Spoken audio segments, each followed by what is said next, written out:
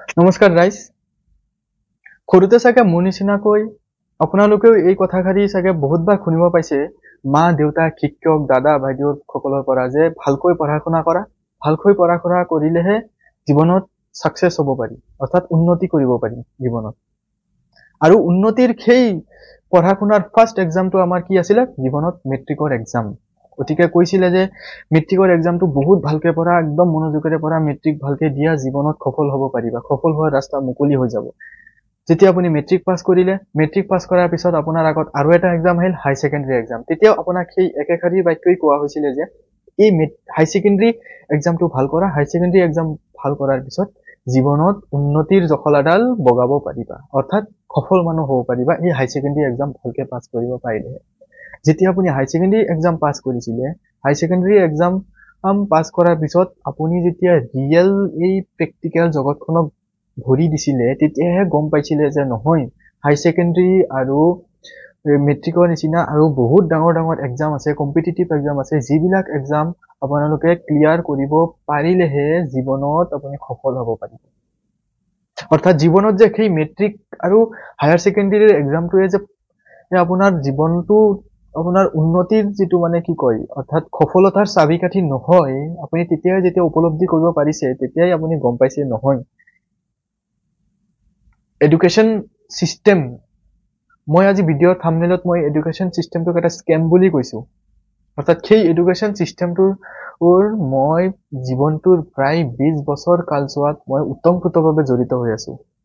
এই 20 বছৰ কালছোৱাত নিজস্ব একান্ত সাধনা ফলত মই যি তিতা আৰু মিঠা অভিজ্ঞতা আহৰণ কৰিছো, অৰ্থাৎ মই নিজকে কেনেকা মই অনুধাৱন কৰিব পাৰিছো যে আমাৰ এডুকেশ্যন সিস্টেমটো আচলতে কি হৈছে, অৰ্থাৎ কেনেকা চলি আছে এডুকেশ্যন সিস্টেমটো, মই তাৰে ওপৰত আজি কিছু গঠনমূলক আলোচনা মই কৰিম আমাৰ এডুকেশ্যন সিস্টেমটোৰ ওপৰত। চাওক, এডুকেশ্যন সিস্টেমটো হ'ল মোৰ মতে আমাৰ এডুকেশ্যন সিস্টেমটো এডুকেশ্যন আৰু সিস্টেম, অৰ্থাৎ শিক্ষা আৰু ব্যৱস্থা, এই দুয়োটা বস্তুৱে মিচিং হৈ আছে। আপুনি এতিয়া ভাবিব যে মই অলৰেডি একবাৰ কৈ থৈছো এডুকেশ্যন সিস্টেমটো এটা স্কেম হয়, এতিয়া আকৌ কৈ আছো যে এডুকেশ্যন সিস্টেমটোত এডুকেশ্যন আৰু সিস্টেম দুয়োটা বস্তু মিচিং হৈ আছে, অৰ্থাৎ শিক্ষা ব্যৱস্থাত শিক্ষা আৰু ব্যৱস্থাটোৱে নাই। যদি আপুনি এই কুৱেশ্যন কেইটাৰ এনসাৰ বিচাৰে, তেন্তে মোৰ ভিডিঅ'টো আজি সম্পূৰ্ণকৈ চাব, তেতিয়া আপুনি মোৰ এই স্পৰ্শকাতৰ কুৱেশ্যনটো এনসাৰ বিচাৰি পাব। তেতিয়া আপুনি ভাবিব পাৰিব যে আমাৰ এডুকেশ্যন সিস্টেমটোৰ বহুত মানুহ সাকসেস হৈছে, অৰ্থাৎ বহুতো সাকসেস মানুহ ওলাই গৈছে। আপুনি চিন্তা কৰক, যদি এখন ক্লাছত 100টা ল'ৰা ছোৱালীয়ে পঢ়ি আছে, 100টা ল'ৰা ছোৱালীৰ ভিতৰত যদি 10টা ল'ৰা ছোৱালীয়ে অৰ্থাৎ 10টা ছাত্ৰ ছাত্ৰীয়ে যদি ভাল ৰিজাল্ট কৰি আছে, 90জন ছাত্ৰ ছাত্ৰীয়ে যদি বেয়া ৰিজাল্ট কৰি আছে, তেন্তে আপুনি সেই শ্ৰেণীটো আপুনি সফল বুলি ক'বনে? সেই শ্ৰেণীৰ যিটো শিক্ষক থাকিব, সেই শিক্ষকজনক আপুনি সফল বুলি ক'ব পাৰিবনে? মোৰ মতেতো মই নকওঁ, কাৰণ এটা সিস্টেম তেতিয়াই মই সফল বুলি ক'ম যেতিয়া নেকি 90% আৰু 80% মানুহ সফল হ'ব সেই সিস্টেমৰ দ্বাৰা। মই শিক্ষাৰ ওপৰত কথা কোৱাৰ আগতে মই এটা মই উদাহৰণ দিবলৈ চেষ্টা কৰিম যে Henry Ford, Thomas Edison, Steve Jobs, তেখেতসকলৰ দৰে বহুত অসংখ্য মানুহ আছে যিসকলে নেকি কোনো আনুষ্ঠানিক শিক্ষা গ্ৰহণে কৰা নাই, অৰ্থাৎ কলেজৰ ড্ৰপ আউট হৈও সিহঁতে নিজৰ নিজৰ লাইফত বহুত সাকসেস হ'ব পাৰিছে, অৰ্থাৎ বহুত ভাল ভাল কাম কৰি গৈছে। আমাৰ এডুকেশ্যন সিস্টেমটো কি জানেনে? এটা চাকৰিমুখী এডুকেশ্যন সিস্টেম। আমাৰ ইয়াত কিতাপৰ শিক্ষাহে দিয়া যায়, কিন্তু সেই কিতাপৰ শিক্ষাৰ লগতে প্ৰেক্টিকেল লাইফৰ লগত ৰিলেট কৰা নহয়, অৰ্থাৎ প্ৰেক্টিকেল লাইফৰ লগত একো ৰিলেশ্যন নাৰাখি আমাক পঢ়োৱা হয়। আমাক মুখস্থ কৰাৰ কাৰণেহে আমাক কোৱা হয়, আমাক বুজাৰ কাৰণে পঢ়োৱা নহয়। এতিয়া কৈ আছে নহয়, এতিয়া আপোনালোকে ভাবিব যে এইটোতো নহয়, ক্লাছতো শিক্ষকসকলে কয় যে বুজিবলৈ চেষ্টা কৰা, কিন্তু আপুনি মন কৰক, যিটো পৰিস্থিতিত আপোনাক কোৱা হ'ব যে 98% পোৱাজনে সেই ক্লাছৰ ভিতৰত টপাৰ, অৰ্থাৎ সেইজনৰহে উন্নতি কৰিব পাৰিব, অৰ্থাৎ সেইজনেহে ইণ্টেলিজেন্ট বুলি আপুনি জাজ কৰিব, সেই পৰিপ্ৰেক্ষিতত ছাত্ৰ বা ছাত্ৰী এজনে মুখস্থ কৰিব না বুজিব? অবভিয়াছলি সি মুখস্থ কৰিব, মুখস্থ কৰি কিনে সি মাৰ্কছ আনিব, কাৰণ আপোনালোকেতো এটা বনাই থৈছে, এটা ৰং নম্বৰ এটা থৈ দিছে যে 98% পালেহে সেইজন ইণ্টেলিজেন্ট ছাত্ৰ বা ইণ্টেলিজেন্ট ষ্টুডেণ্ট। এইটো আমাৰ মেণ্টেলিটি হয়। দ্বিতীয়তে মোৰ বোধে এটা ডাঙৰ সমস্যা হ'ল আমাৰ ভাৰতবৰ্ষত বা আমাৰ ইণ্ডিয়াত এটা ষ্টুডেণ্টৰ যিটো ইণ্টেলিজেন্সি পটেনচিয়েলটো মাৰ্কছত ডিচাইড কৰা হয়। যে ষ্টুডেণ্টজনে যদি মাৰ্কছ পোৱা নাই তেন্তে সেই ষ্টুডেণ্টজনে জীৱনত উন্নতি কৰিব নোৱাৰে। মাৰ্কছটোতহে লিমিটেশ্যন হৈ আছে। মই ভাবিছো এই যিখিনি এটা মাৰ্কছ লৈ বা প্ৰেক্টিকেলৰ লগত আমাৰ যিটো ৰিলেশ্যন নাই আমাৰ থিয়ৰিত। আজি আপুনি ক'ব পাৰিব, মই আপোনাক উদাহৰণ এটা দিম যে ডক্টৰ, ইঞ্জিনিয়াৰ বা সেইটো ফিল্ড কিয় ইমান আগবাঢ়ি আছে আজি। সেইটো ফিল্ডত আপুনি চাব যে সিহঁতক যিমান থিয়ৰি পঢ়োৱা হয় সিমান প্ৰেক্টিকেল পঢ়োৱা হয়। প্ৰেক্টিকেল আৰু থিয়ৰি ৰিলেট কৰি সিহঁতক বুজোৱা হয়। সেইকাৰণে সিহঁতে প্ৰেক্টিকেল লাইফত উন্নতি কৰিব পাৰে। গতিকে মই ভাবো আমাৰ গোটেই এডুকেশ্যন চিষ্টেমটো সেই ডক্টৰ আৰু ইঞ্জিনিয়াৰৰ নিচিনাকেই পঢ়াব লাগে। প্ৰেক্টিকেল লাইফৰ লগত ৰিলেট কৰি যিকোনো এটা থিয়ৰি আপুনি কৈছে সেই থিয়ৰিটো আপুনি প্ৰেক্টিকেলত প্ৰমাণ কৰক। প্ৰমাণ কৰি মেলি সেই থিয়ৰিটোৰ প্ৰেক্টিকেল এপ্লিকেশ্যন কি সেইটোক বুজোৱাৰ চেষ্টা কৰক। তেতিয়াহে এডুকেশ্যন চিষ্টেম এটা সাৰ্থক হোৱা বুলি মই কম। মন কৰক, সৃষ্টিকৰ্তাই আমাক এনেকে সৃষ্টি কৰিছে যে প্ৰত্যেক মানুহকে নিজৰ নিজৰ নিজস্বতা দিছে। অৰ্থাৎ আমাৰ চিন্তা শক্তি, আমাৰ চিন্তা শক্তি, ইচ্ছা শক্তি সকলোকে বেলেগ বেলেগ দিছে। আমাৰ পটেনচিয়েল সকলোকে বেলেগ বেলেগ দিছে। অৰ্থাৎ এজনক যদি এটা পটেনচিয়েল দিছে, আনজনক আৰু এক ধৰণৰ পটেনচিয়েল দিছে। যদি তেনে পৰিপ্ৰেক্ষিতত আমাৰ সৃষ্টিকৰ্তাই যদি আমাৰ সকলোকে বেলেগ বেলেগকে সৃষ্টি কৰিছে, তেন্তে সেই সৰু কালতে কিতাপৰ বুজাত আমাক কিয় দি দিয়া হয়? সেই একে কিতাপৰ বুজাক, একে ধৰণৰ কিতাপৰ বুজাক প্ৰত্যেকবিলাক মানুহকে কিয় দি দিয়া যায়? আৰু এটা ৰং নম্বৰ সোমাই দি দিয়া যায় যে সেই কিতাপৰ ভিতৰতে তোমাৰ ফিউচাৰ জড়িত হৈ আছে বুলি কিয় সোমাই দিয়া যায়? আপুনি ভাবিছেনে? আপুনি এটা কথা মন কৰিব, অৰ্থাৎ নিজৰ তাতে এপ্লাই কৰিব। আমাৰ মাজতে আমি বিভিন্ন ধৰণৰ আমি লাৰ্ণাৰ আছো। দিয়াৰ যে ডিফাৰেণ্ট কাইণ্ড অফ লাৰ্ণাৰ। যে কোনোবা এজনে শুনি কিনে ভাল পায়, সি শুনি শুনি শিকিব পাৰে। কোনোবা এজনে লিখি লিখি শিকিব পাৰে। কোনোবা এজনে পঢ়ি পঢ়ি শিকিব পাৰে। কোনোবা এজনে ধৰি লওক বেলেগৰ কামৰ পৰা চাই চাই শিকিব পাৰে। সেইটো কিনেস্থেটিক লাৰ্ণাৰ বুলি কোৱা হয়। বা ডিফাৰেণ্ট কাইণ্ড অফ আমি লাৰ্ণাৰ আছো। মানে আল্লাহে বা ভগৱানে বা সৃষ্টিকৰ্তাই আমাক সেনেকায়ে বনাইছে যে প্ৰত্যেক মানুহৰ পটেনচিয়েল, প্ৰত্যেক মানুহৰ যিটো আয়ত্ত কৰাৰ যিটো মানে কেপাচিটি সেইটো বেলেগ বেলেগকে বনাইছে। তেনে পৰিপ্ৰেক্ষিতত আমাক কিয় সেই একে ধৰণৰ কিতাপে পঢ়োৱা হয়? আমাক যদি বেলেগকেই বনাইছে তেন্তে আমি সেই একে কিতাপ পঢ়ি কিনে আমাক মানে এটা ৰং নম্বৰ সোমাই দিয়া হয় যে সেই কিতাপবোৰতে আমাৰ লাইফটো, অৰ্থাৎ আমাৰ উন্নতি, আমাৰ ফিউচাৰ জড়িত হৈ আছে। এবাৰ মন কৰিছেনে কথাটো? আজিকালি এই এআইৰ যুগত, অৰ্থাৎ আৰ্টিফিচিয়েল ইণ্টেলিজেন্সৰ যুগত আমি এতিয়াও সেই পুৰণাকলীয়া চিলেবাছ, অৰ্থাৎ সেই 100 বছৰ পুৰণা আমি এডুকেশ্যন চিষ্টেম ফ'ল' কৰি আছো। আমি এইদৰে যদি আমি সেই পুৰণা এডুকেশ্যন চিষ্টেম ফ'ল' কৰি থাকো তেন্তে আমাৰ আনএমপ্লয়মেণ্ট বাঢ়িব নে কমিব? মই আপোনাক এটা ডাৰ্ক ট্ৰুথ, অৰ্থাৎ এটা অতি জ্বলন্ত উদাহৰণ এটা দিব বিচাৰিছো যে মই যিহেতু এটা কৰ্পৰেট ছেক্টৰত মই কাম কৰি আছো, তথাপি মই যিটো মই এটা অভিজ্ঞতা মই আহৰণ কৰিব পাৰিছো যে ডাঙৰ ডাঙৰ MNC কোম্পানী বিলাকে, ইণ্ডাষ্ট্ৰী বিলাকে, ৰিয়েল ইষ্টেট ইণ্ডাষ্ট্ৰী বিলাকে বা বহুত ধৰণৰ মাৰ্কেটিং ইণ্ডাষ্ট্ৰী বিলাকে কি কৰি আছে, সিহঁতৰ ৰিক্ৰুইটমেণ্টৰ টাইমত সিহঁতে প্ৰপাৰ, অৰ্থাৎ এলিজিবল কেণ্ডিডেট বিচাৰি নাপায়। সিহঁতে কৈ আছে যে আমাৰ তাত আমাৰ স্কিল বেচ, আমাৰ ষ্টেণ্ডাৰ্ড বেচ আমি এটা এলিজিবল কেণ্ডিডেট আমি পোৱা নাই ৰিক্ৰুইট কৰাৰ কাৰণে। আপুনি ভাবক। কিন্তু আমি ডাঙৰ ডাঙৰ যোনে ডিগ্ৰী লৈ বহি আছো, সেই মানুহবিলাকে আমি ভাবি আছো যে কাম নাই, ডিগ্ৰী এনেই লৈছো, আমি ডিগ্ৰীৰ দুখটো দি আছো। আপুনি ভালকে এইটো কথা মন কৰিব যে ডিগ্ৰীটো জাষ্ট আপোনাৰ এটা এলিজিবিলিটি ক্ৰাইটেৰিয়াৰ এটা অংশহে। আপোনাক ডিগ্ৰীয়ে আপোনাক কেতিয়াও চাকৰি নিদিয়ে, আপোনাক কেতিয়াও ওপৰত লৈ নাযায়। ডিগ্ৰীৰ লগত আপোনাৰ স্কিল ইম্পৰ্টেণ্ট, আপোনাৰ স্কিল লাগিব। আৰু স্কিলটো এনেকা যে আপুনি নৰ্মেল স্কিল বুলি নহয়, আজিকালি আৰ্টিফিচিয়েল ইণ্টেলিজেন্সৰ যুগত, অৰ্থাৎ সেই আপডেটেড স্কিল লাগিব, যিটো নেকি ৰিয়েল মাৰ্কেটিং ষ্ট্ৰেটেজি বা যিমান মেনুফেকচাৰিং ইণ্ডাষ্ট্ৰী আছে, সেই ইণ্ডাষ্ট্ৰী লেভেলৰ যিটো আপোনাৰ স্কিল, সেই স্কিলটো আপোনাৰ চিলেবাছত থাকিব লাগিব। আৰু সেই চিলেবাছেৰে আপুনি আপোনাৰ ডিগ্ৰীটো যদি আহৰণ কৰিছিলে, তেতিয়াহে আপুনি এটা প্ৰপাৰ প্লেচত আপুনি গৈ কাম পাব। চাওক এটা কিমান ডাঙৰ গেপ হৈ আছে। কাম দিয়াজনে কৈ আছে কাম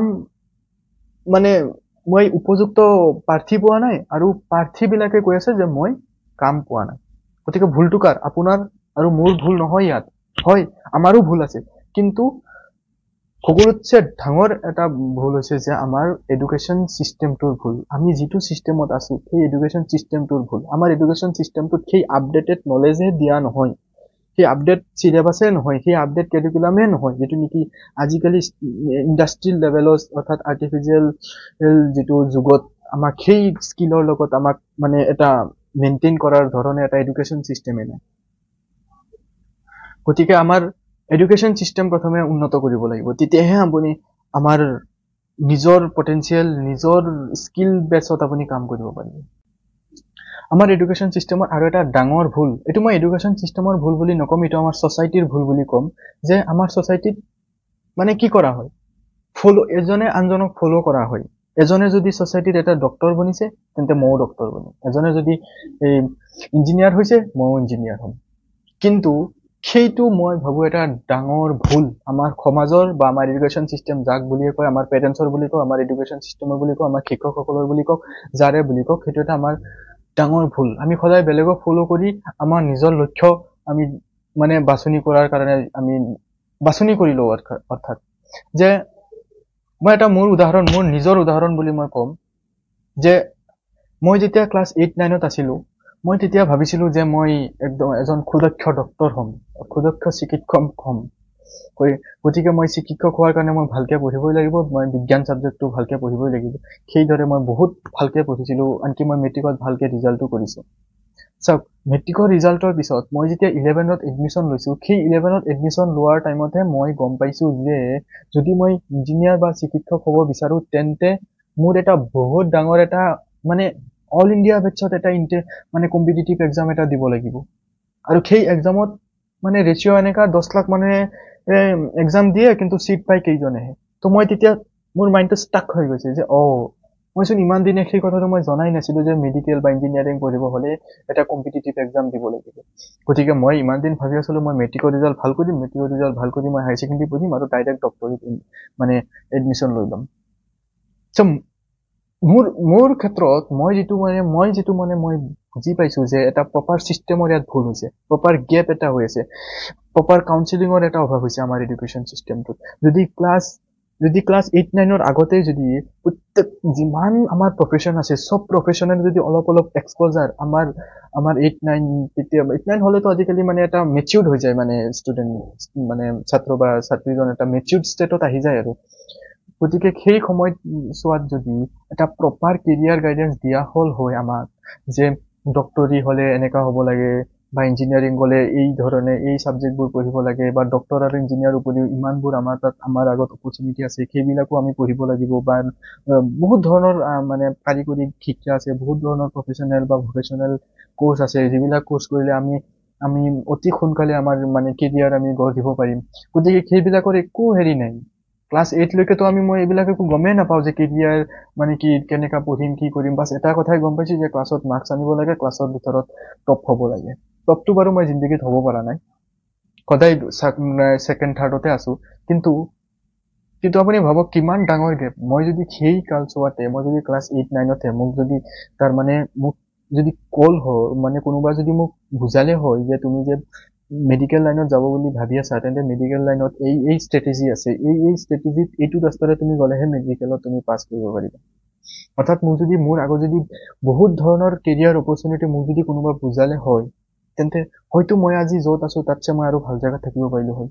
হয়তো মই আজি MBBS পঢ়ি মই ভাল এজন MBBS পঢ়িলো হয়, কি জানি।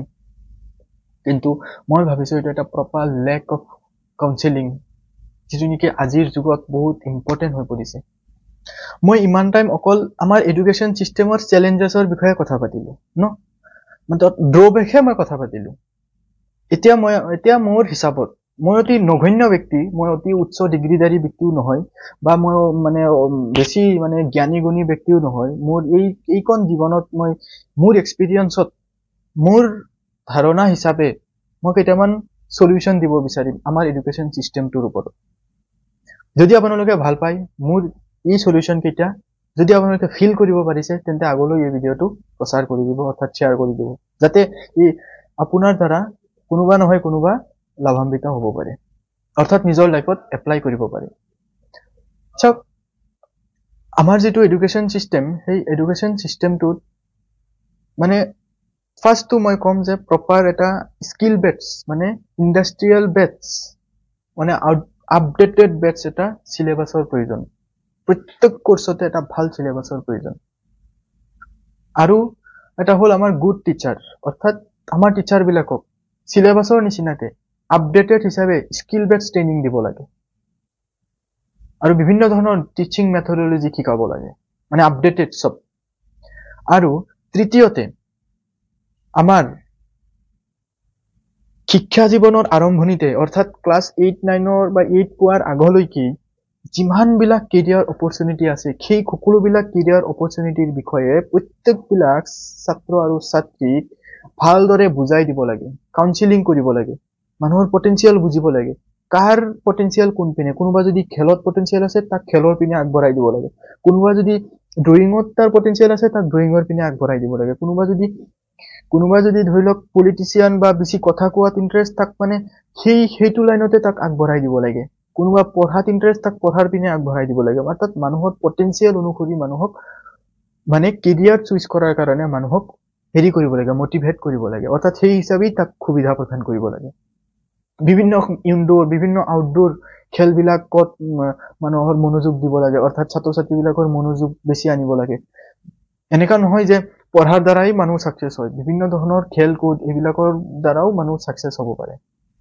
মানে মোৰ উদ্দেশ্য হল যিমান বিলাক কেৰিয়াৰ অপৰচুনিটি আছে কেৰিয়াৰৰ আৰম্ভণিতে সেই মানে এই ধৰি লওক 8-9 বছৰ বয়সতে সকলোবিলাক কেৰিয়াৰ অপৰচুনিটিৰ বিষয়ত সিহঁতক এক্সপোজাৰ দিব লাগে আৰু সেই সকলোবিলাক এক্সপোজাৰৰ বিষয়ত মোৰ হিচাপত যে এই সকলোবিলাক নিৰীক্ষণ কৰাৰ বাবে এটা যেনেকা হাইকোৰ্ট যেনেকা সৰ্বোচ্চ ন্যায়ালয় বা উচ্চ ন্যায়ালয় বা ডিস্ট্ৰিক্ট কোৰ্ট বা হেনেকা নিচিনা এটা অম্বাডসমেন লাগে যেনেকা ধৰি লওক গোটেই বেংকৰ এটা বেংক আছে আৰবিআইত এটা শাখা আছে অম্বাডসমেন ধৰি লওক সেই অম্বাডসমেনে যদি কিবা মনিটাৰী ইস্যু হয় সেই ইস্যুবিলাক চাই না মানে হেনেকা এটা আমাৰ এডুকেশ্যন সিস্টেমতো এটা অম্বাডসমেন লাগে মোৰ হিচাপত চাগে 10-12 বছৰ আগতে এবাৰ সংসদত এই অম্বাডসমেনৰ ওপৰত এটা মানে বিল আনাৰ কথা আছিলে যে মানে এটা যত নেকি এটা এনেকা অম্বাডসমেন আনিব যত কোনো পেৰেন্টস আৰু কোনো শিক্ষক নাথাকিব অকল ষ্টুডেন্টৰ প্ৰবলেমে তাত আলোচনা কৰা হ'ব আৰু ষ্টুডেন্টৰ প্ৰবলেম ষ্টুডেন্টৰ ফালে হৈহে সলভ কৰা হ'ব স্ট্ৰেছ মেনেজমেন্ট কৰা হ'ব ষ্টুডেন্টৰ স্ট্ৰেছ মেনেজমেন্ট কৰা হ'ব মেন্টালি তাহাঁতক ষ্ট্ৰং কৰা হ'ব তাহাঁতক হৰ জায়গাত সাপোৰ্ট কৰা হ'ব আপুনি এটা কথা গম পাইনে যদি সাগিলে সোশ্যাল মিডিয়াত আপুনি যদি ইউজ কৰে গম পাব বা ৰিচাৰ্জ কৰিব চাৰ্জ কৰিব গম পাব যে আমাৰ ভাৰতবৰ্ষখনত ডেইলি ডাঙৰ ডাঙৰ ইনষ্টিটিউটৰ IIM IIT মেডিকেল কলেজবিলাকৰ ষ্টুডেন্ট সুইসাইড কৰি আছে কিয় কৰি আছে বিকজ অফ একাডেমিক প্ৰেছাৰ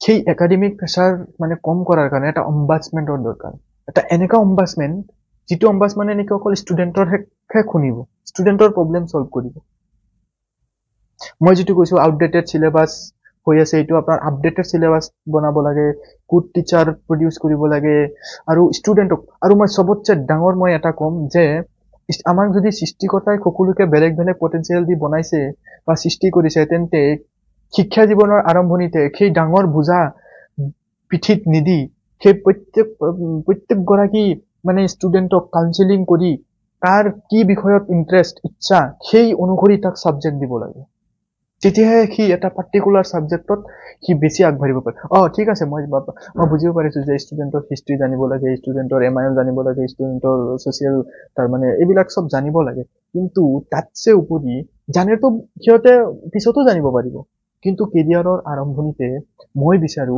এটা ষ্টুডেন্টক নিজৰ সাবজেক্টবোৰ বাছনি কৰাৰ কাৰণে সুবিধা দিব লাগে ক্লাছ 1 পৰা ক্লাছ 10 লৈকে সেই 6খন বা সেই সাবজেক্ট বিলাকতে মনোযোগ নিদি তাৰ ইচ্ছা অনুসৰি তাক সাবজেক্ট বাছনি কৰি তাক যাব দিব লাগে তেতিয়া চাবচোন কিমান উন্নতি হয় কাৰোবাৰ বোলে ড্ৰয়িঙত ইন্টাৰেষ্ট তাক ড্ৰয়িঙৰ ৰিলেটেড সাবজেক্ট পঢ়ালে বেছিকে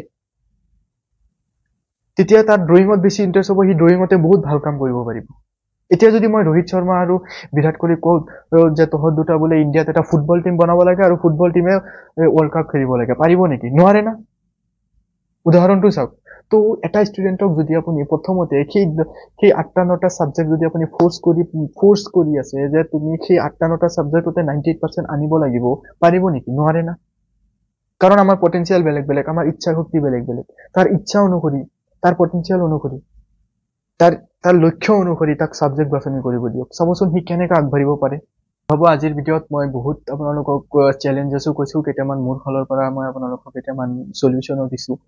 মই নাজানো কিমান দূৰ মানে মোৰ এই ভিডিঅ'টো যাব বা কিমান মানুহে মোৰ এই ভিডিঅ'টো সম্পূৰ্ণকৈ চাব। যদিহে আপুনি ইমানখিনিলৈকে আপুনি আহি পাইছে, যদি মোৰ এইখিনি কথা শুনি পাইছে, তেন্তে মই বিশ্বাস কৰিম আপুনিও এটা সমাজৰ সুনাগৰিক আৰু আপুনিও আমাৰ এই চিষ্টেমটো চেঞ্জ অৰ্থাৎ বদলি হোৱাটো আপুনিও বিচাৰে। যদি আপুনি বদলি হোৱাটো বিচাৰে, আপুনি আগলৈকে এই ভিডিঅ'টো শ্বেয়াৰ কৰক। ধন্যবাদ।